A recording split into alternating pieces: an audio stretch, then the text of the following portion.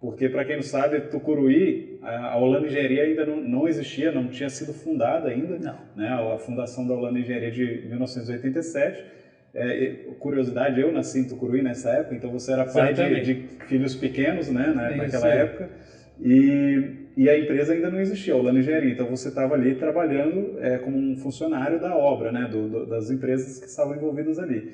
E aí, um pouquinho mais para frente, passou Tucuruí, teve a questão da tecnologia do CCR, de trazer a tecnologia do CCR para o Brasil. Então eu queria chegar nesse ponto, porque hoje a gente vê que o CCR é muito comum para as obras de grande volume, principalmente as barragens, e é uma tecnologia fantástica. E você foi um dos pioneiros. Um dos pioneiros, né? Então eu queria que você contasse um pouquinho dessa parte do CCR para o Brasil, né? Como que foi essa história? Então, na realidade, a gente eu diria que até em Tumbiara mesmo, eu e o Pacelli já tínhamos lido alguns artigos interessantes. Tinha um professor americano, Jeremy, que ele falava que no futuro a gente ia ter um concreto dessa natureza e que a gente podia chegar à condição de trabalhar numa mistura de concreto, utilizando processos de execução como se fosse uma barragem de terra, e utilizando misturas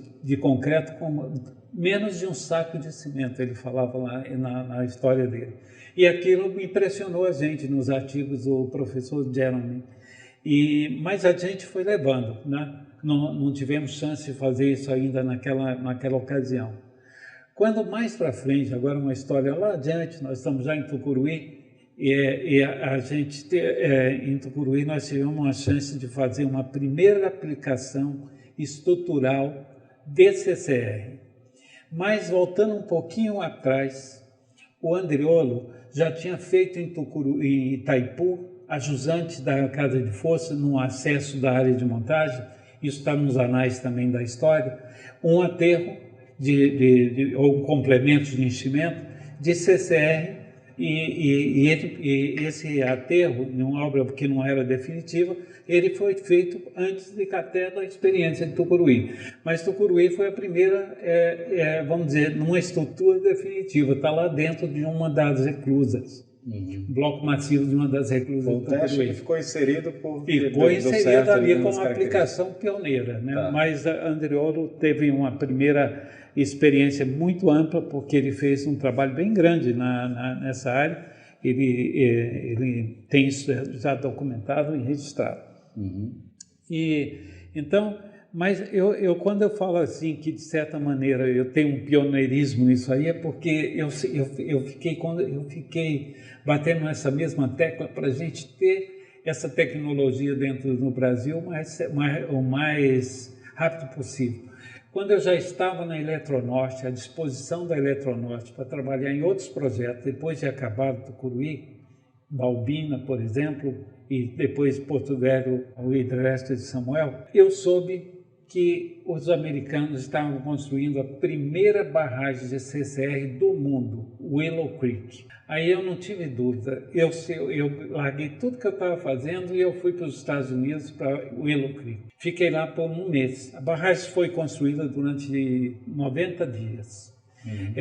Aí é muito interessante, porque muita gente falava o seguinte, Willow Creek é uma referência, muito bem. O que aconteceu em Willow Creek? Deu muita coisa errada, mas deu mesmo. Inclusive, a barragem, quando encheu, ela saturou a jusante toda dentro da galeria. Na altura da galeria apareceu uma mancha de água que assustou todo mundo. Mas aconteceu um fenômeno interessante. Ela foi siltando, talvez por sólidos em suspensão, e foi diminuindo naturalmente isso. O pessoal fez algumas injeções também, e hoje a barragem está lá e servindo para a finalidade que teve. Mas o que é o grande lance de Willow Creek foi realmente a gente aprender com os erros e você começar, o próprio pessoal da Corps of Engineers, eles consideram isso, que ali serviu para que eles fossem balizando e melhorando os processos dele. Lógico, a ideia era muito boa.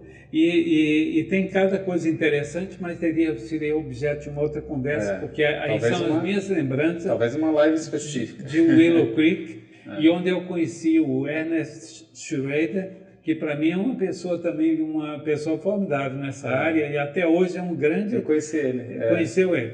Ele é uma pessoa que ele continua trabalhando nesse tema, ele é um entusiasta, ele está sempre envolvido nisso aí.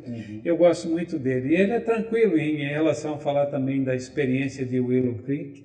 E aí, bom, voltamos de Willow Creek. Aí apareceu, isso foi no ano de entre 81 e 85, não me lembro bem, Willow Creek.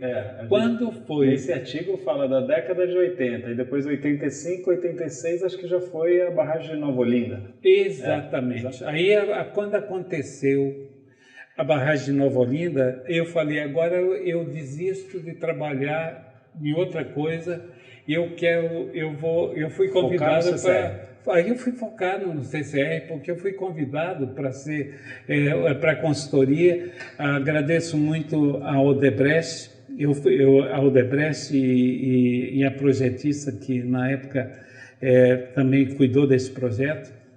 Essa projetista era aqui do estado do Rio de Janeiro, tinha uns amigos aqui que prezo muito também. E aí nós trabalhamos o projeto quase que todo mundo junto.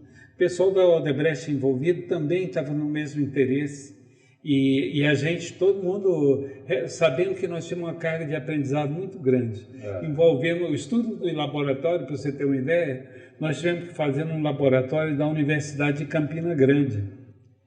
Tem um bom laboratório lá e tinha pessoas de muito boa vontade na época e pessoas que realmente também... ficaram muito motivados para poder fazer o trabalho pela primeira vez. Legal. E aí fizemos Nova Olinda e fizemos a barragem de uma maneira que eu diria que nós temos sucesso lá.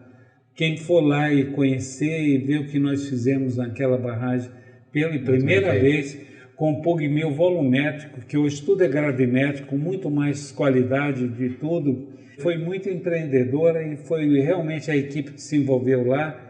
Eu diria que teve assim um brilhantismo para poder tomar iniciativa e cuidar daquele projeto como eles cuidaram.